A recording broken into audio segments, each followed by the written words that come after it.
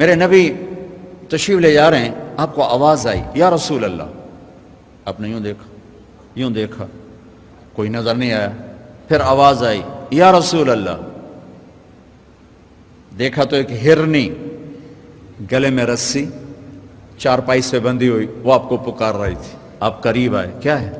کہ آپ کا صحابی مجھے پکڑ کے لایا ہے، میں اللہ کی تقدیر پہ راضی ہوں، مطلب ذبح کی جاؤں گا، لیکن میرے چھوٹے چھوٹے بچے ہیں وہ بھوکے ہیں، اگر آپ مجھے چھوڑ دیں میں ان کو دودھ پلا کے واپس آ جاؤں گا. تو آپ نے فرمایا اگر تو واپس نہ آئی تو پھر؟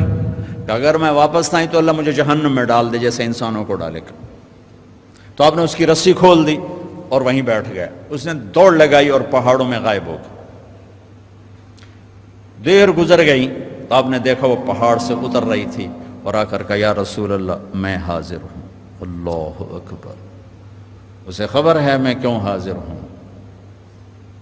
یہ ہمارے فیصل آباد کا بازار والا 10 روپے کے پیچھے وہ جھوٹ بولتا ہے کہ زمین آسمان کانپ اٹھتے ہیں. آپ نے اس کو رسی سے باندھ دیا اور پھر بیٹھ گئے. دیر گزری وہ صحابی ہے جنہوں نے پکڑا تھا شکار کے لیے، وہ دیکھ کے پریشان ہو گئے یا رسول اللہ آپ کیسے؟ کہا بھائی میرا ایک کام ہے چھوٹا سا. کہا کیا؟ کہ یہ ہرنی میں ہدیہ مانگتا ہوں آپ سے. کہا یا رسول اللہ ہم تو جان قربان کرنے کے پیچھے پھر رہے ہیں، آپ ہرنی کہتے ہیں؟ کہ بس یہ دے دو کہ لے لو. تو آپ نے اس کی رسی گردن سے نکالی. کہ الحق باہلک، جا اپنے بچوں کے پاس چلی جا، سچ نجات دیتا ہے، جھوٹ ہلاک کرتا ہے. میرے بچوں ایک ہرنی جتنی سچائی سیکھ لو. اپنی زندگی سے جھوٹ نکالو اگر اللہ کو پسند آنا چاہتے ہو. نہ تہجد پڑھو، نہ اشراق پڑھو، نہ اوابین پڑھو. فرض نماز کا تو معافی کوئی نہیں، اس کی تو معافی کوئی نہیں، سچ بولو. فرض روزے کی معافی کوئی نہیں، مت رکھو تم نفلی روزے، مت کرو تم نفلی حج. فرض حج ہے کرو، فرض زکوٰۃ ہے ادا کرو، فرض نماز ہے نہیں چھوڑ سکتے. سچ نہ چھوڑو، سچائی نہ چھوڑو. جو قوم جھوٹ اور بددیانت کا شکار ہوتی ہے انہیں دنیا کی کوئی طاقت عزت نہیں دے سکتی، چاہے وہ تہجد گزار ہوں اور چاہے وہ دہریے ہوں. اور جو قوم سچ اور امانت پہ کھڑی ہو جاتی ہے انہیں کوئی شے ذلیل نہیں کر سکتی، چاہے وہ ایمان والے ہوں اور چاہے وہ 360 پتھروں کے پجاری ہوں. اپنی زندگی سے جھوٹ نکال دو اللہ کے واسطے.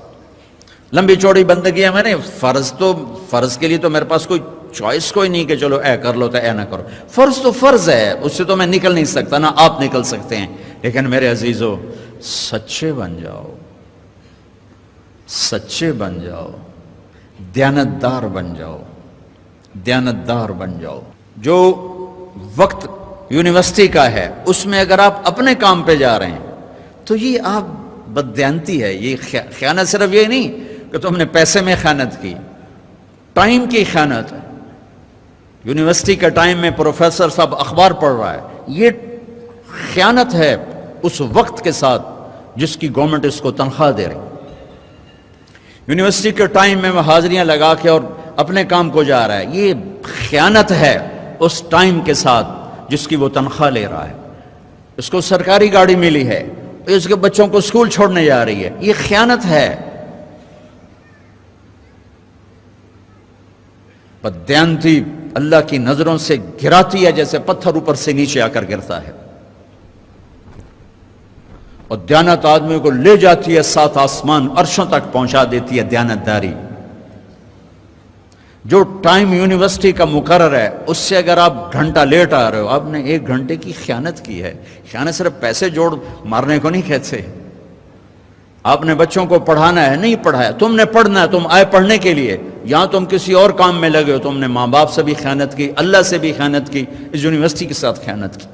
پروفیسر صاحب یونیورسٹی کے ٹائم میں کسی اور کام میں لگا ہوا ہے، یہ خیانت ہے.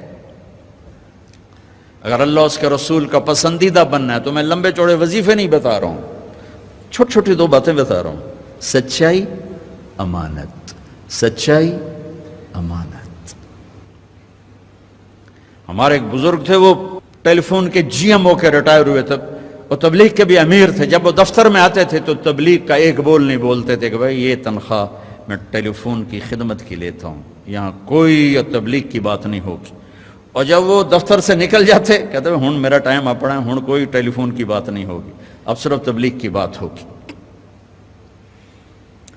میرے بچوں، بددیانتی نے ہمیں زیرو کر دیا ہے۔ یہ تو ایک اجتماعی زندگی کے لحاظ سے میں کہہ رہا ہوں۔